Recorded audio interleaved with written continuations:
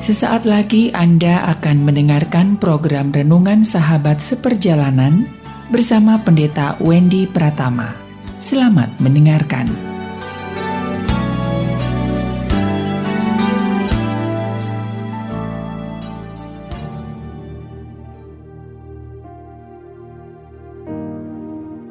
Selamat berjumpa kembali di dalam layanan audio Sahabat Seperjalanan. Hari ini adalah hari Kamis 29 September 2022. Tema renungan saat teduh kita dengan judul Menghapus Perbudakan. Menghapus perbudakan. Firman Tuhan terambil dalam 1 Raja-Raja pasal 9 ayat yang ke-22.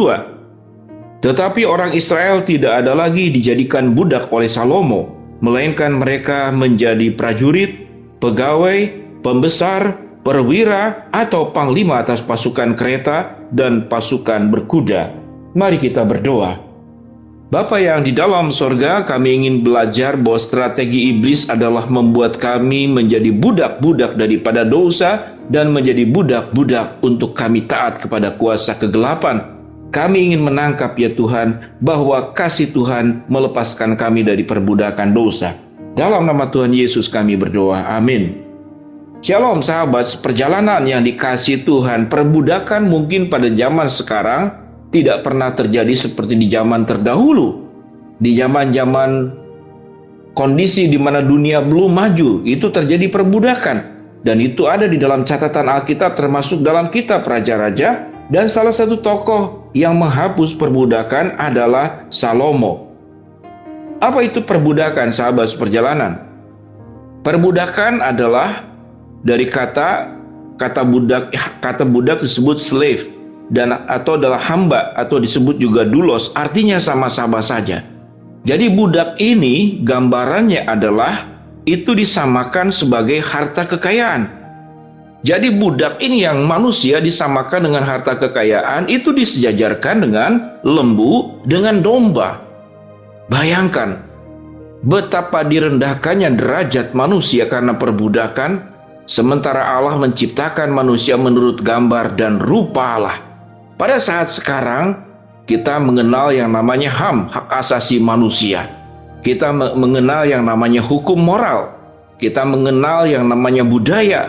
Kita mengenal yang namanya itu adalah sebuah kearifan lokal yang menjaga agar manusia itu dimanusiakan.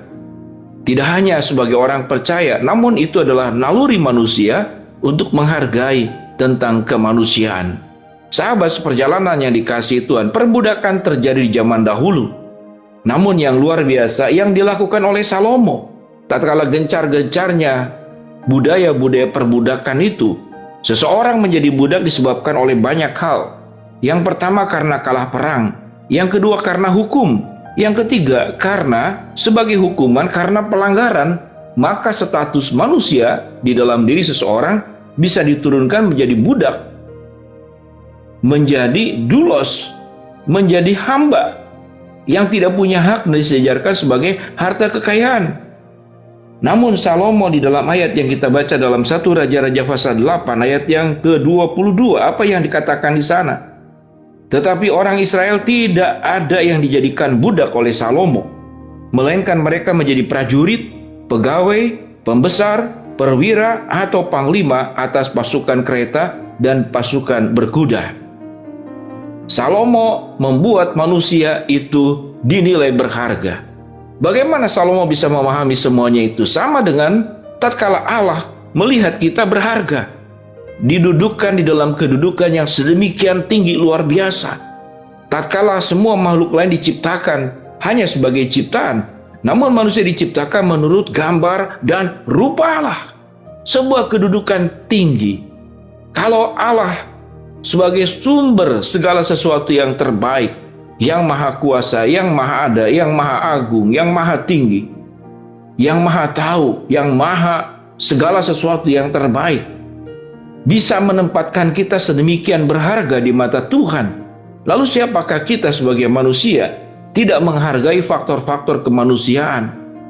Bahkan perbudakan itu terjadi justru di dalam lingkungan orang-orang terdekat. Bagaimana seorang ayah yang menekan anaknya?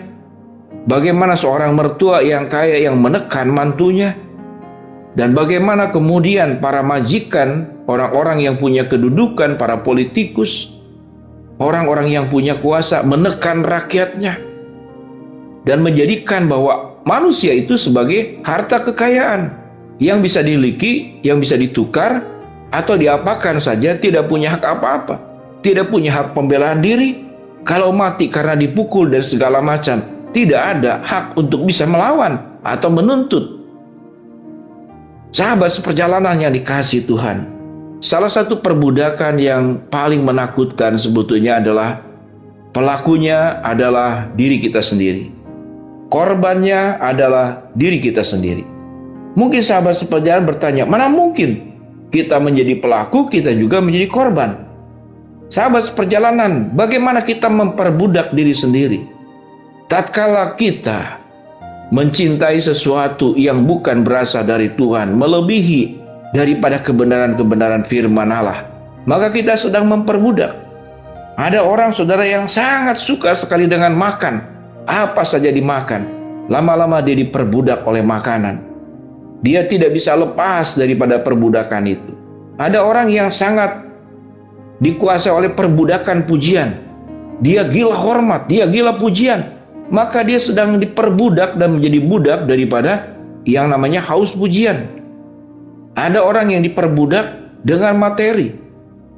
Pagi, siang, malam berpikirnya hanya uang. Sampai sesudah kaya pun dia menjadi orang yang sangat pelit luar biasa. Bahkan mungkin kalau dia makan, ada tulang ikan, ada tulang kambing, ada tulang ayam, tulangnya pun dia tidak rela dimakan oleh binatang-binatang lain, oleh kucing atau apapun. Dia hancurkan juga, dia siram dengan racun. Tidak boleh ada orang yang mencicipi, sekalipun dia sudah makan dagingnya. Inilah kelainan secara mental orang-orang dengan gejala sakit jiwa. Dia sudah diperbudak seperti demikian. Ada orang yang diperbudak oleh mulutnya. Mulutnya kasar, mulutnya menyakiti, mulutnya berbisa, mulut kayak banyak orang lain. Dirinya menjadi budak daripada apa? Dari budak, yaitu mulut-mulut yang seperti demikian. Ada orang yang diperbudak oleh nafsu. Nafsu seks, nafsu kebencian, nafsu menguasai, nafsu memfitnah. Dengan demikian, sahabat seperjalanan, kalau kita menyadari bahwa perbudakan sudah dihapuskan di dalam diri Tuhan Yesus Kristus, dan itu pun di dalam perjanjian lama dilakukan oleh utusan-utusan Allah, oleh para nabi Allah, termasuk oleh Salomo yang dikatakan dalam ayat yang ke-22 pasal yang ke-9. Tetapi orang Israel tidak ada lagi yang dijadikan budak oleh Salomo, melainkan mereka menjadi prajurit, pegawai, pembesar, perwira, dan panglima atas pasukan kereta dan pasukan berkuda.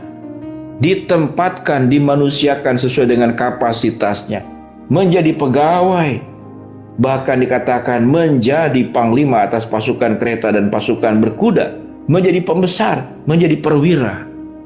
Kalau Allah menghargai manusia dengan penghargaan sedemikian tinggi, maka jangan sampai kita melakukan hal yang berbeda daripada nilai-nilai Tuhan. Hargai setiap manusia karena mereka adalah ciptaan Allah. Hargai orang-orang yang ada di bawahmu sekalipun kau mudah menekannya, karena ingatlah, pertanggungjawabanmu adalah kepada Allah.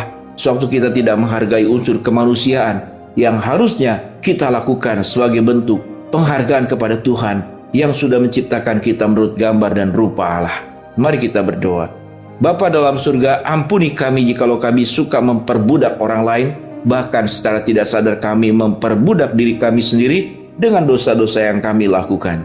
Hamba mau berdoa buat sahabat perjalanan yang sedang sakit, Tuhan jamah sembuhkan. Sahabat perjalanan yang sedang menghadapi masalah, Tuhan bukakan jalan.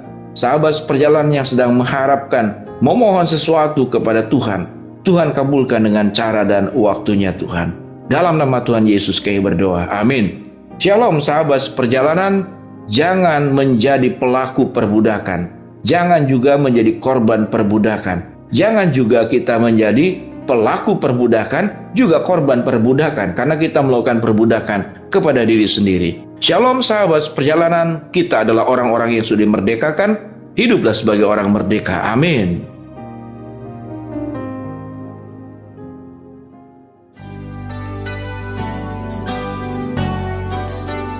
Anda baru saja mendengarkan program Renungan Sahabat Seperjalanan bersama Pendeta Wendy Pratama. Terima kasih atas perhatian Anda. Tuhan Yesus memberkati.